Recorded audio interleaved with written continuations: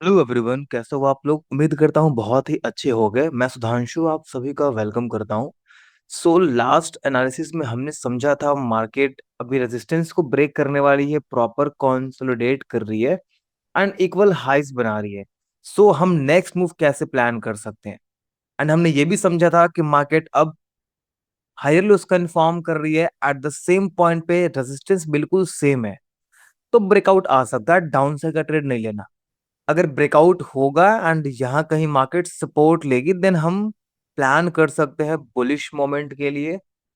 And उसके अलावा हमने ये प्लान किया था कि हमें ये ऊपर के दो टारगेट्स इजीली मिल जाएंगे। ठीक है। सो मार्केट ने वो रन तो दे दिया, मार्केट एक ऊपर निकल चुकी है। वनडे के टाइम फ्रेम पे देखोगे तो वनडे के टाइम फ्रेम पे मार्केट ने प्रॉपर रेजिस्टेंस का ब्रेकआउट कर दिया। ऐसा ही होता है जब मार्केट कंटिन्यू 4-5 दिनों तक एक रेंज में फंस जाती है, तब जाके मार्केट ऐसे कुछ ब्रेकआउट करती है और वो ब्रेकआउट बहुत स्ट्रांग वाली होती है। सेम टाइम पे निफ्टी 50 में सारे स्टॉक्स बहुत ही ज्यादा अच्छा परफॉर्म करा सबने। So it was a good trade. और हालांकि मैंने कोई ट्रेड निफ्टी में प्लान तो नहीं किया, I was literally very busy today. So कुछ पोजीशंस है जो मैंने ऑलरेडी शेयर कर रखा है टॉप 10 स्टॉक्स लिस्ट में। सो मेरा जो स्विंग है वही मैं ट्रेड ट्रेल कर रहा हूँ। अगर आप यहाँ देखोगे तो ये देखो, एक एनटीपीसी का ट्रेड था, बीपीसीएल का ट्रेड था, गेल का ट्रेड था एंड आईओसी का ट्रेड था।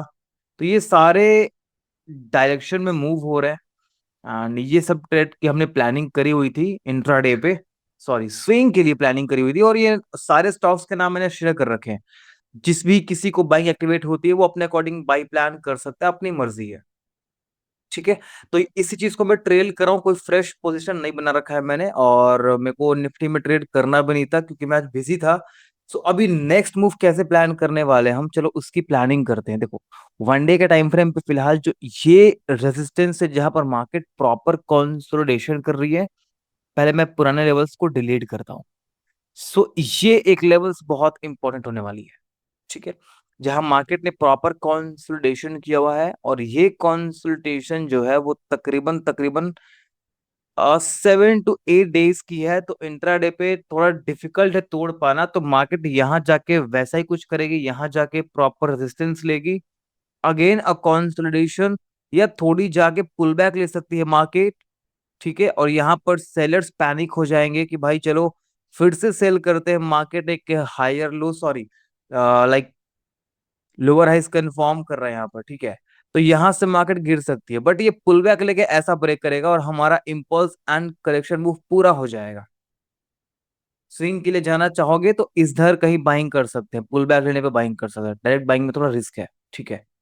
क्योंकि करेक्शन तो लेगा मार्केट, हर किसी को इतनी बड़ी मूव मार्केट इजिली नहीं देने वाला। अगर हर किसी को मूवमेंट मिल जाएगी तो फिर हर कोई ट्रेड कर लेगा, और ऑपरेटर्स ये नहीं चाहते। तो हम इंट्राडे पे कैसे ट्रेड प्लान करने वाले हैं, एक जो देखो इसका तो टारगेट हमें इजीली मिल जाएगा। इसको शार्प करते हैं लेवल्स को, तो लेवल्स हमारे शार्प है, ये थोड़ा बाहर निकला हुआ है, इसलिए हम इस लेवल को कंसिडर करेंगे क्योंकि यहाँ पर टच पॉइंट्स है, यहाँ पर टच पॉइंट्स है, यहाँ पर भी टच पॉइंट्स है एंड यहाँ पर टच पॉइंट्स है। ठीक है। बाकी कुछ लेवल खास नहीं है, ये एक लेवल इंपॉर्टेंट होने वाली है अगर आज इस पे रेस्पेक्ट मिलती है तो हाँ, यहाँ मार्केट ने रेस्पेक्ट दे रखी है। तो ये जो दो लेवल्स हैं ये बड़े टाइम फ्रेम के लेवल्स हैं। ठीक है।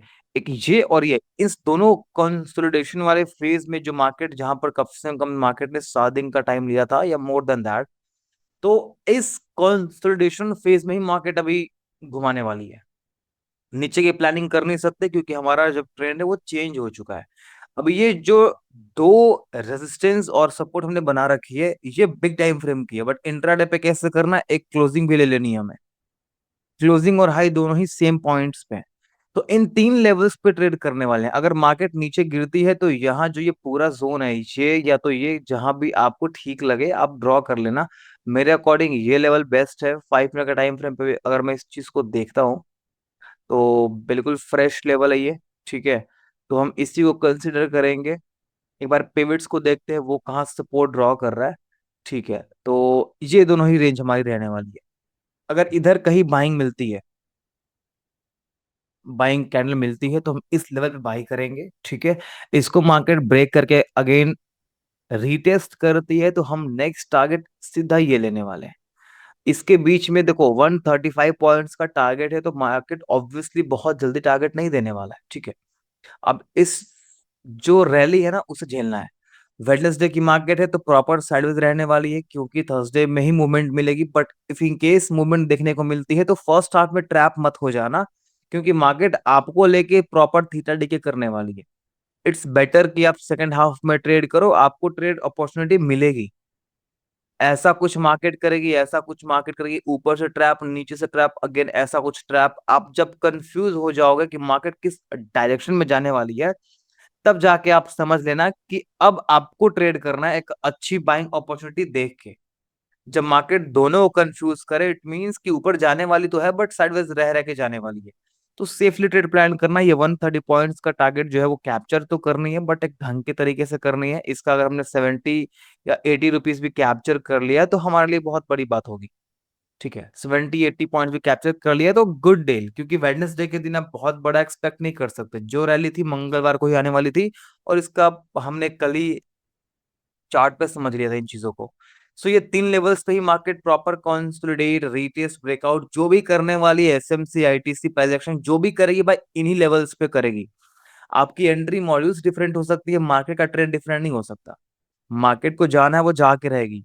अब आपके ऊपर डिपेंड करता है कि आपकी बाइंग सेटअप क्या अलाउ करती है। आईटीसी, आईटीसी जो भी चीजें हैं, स्मार्ट कॉन्सेप्ट जो भी है, मतलब अब आपको स्मार्टली प्ले करना पड़ेगा। यहाँ पर मार्केट एक बाइंग अपॉर्चुनिटी दे रहा है, बड़े टाइम फ्रेम पे हमने स्टोरी भी समझ ली, बट यहाँ पर स्विंग डायरेक्ट प्लान करना आई कैन बेट के रिस्की है।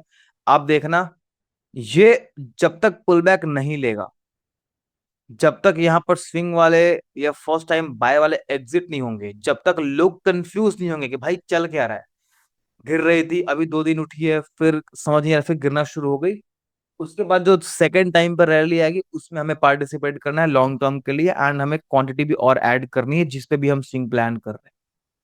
ठीक है, तो निफ्टी 50 पे इतना ही। बाकी मिलते हैं कल की एनालिसिस में, एंड लेट्स सी कल क्या होता है मार्केट में। So thank you so much, trade safe, be safe, thank you so much guys.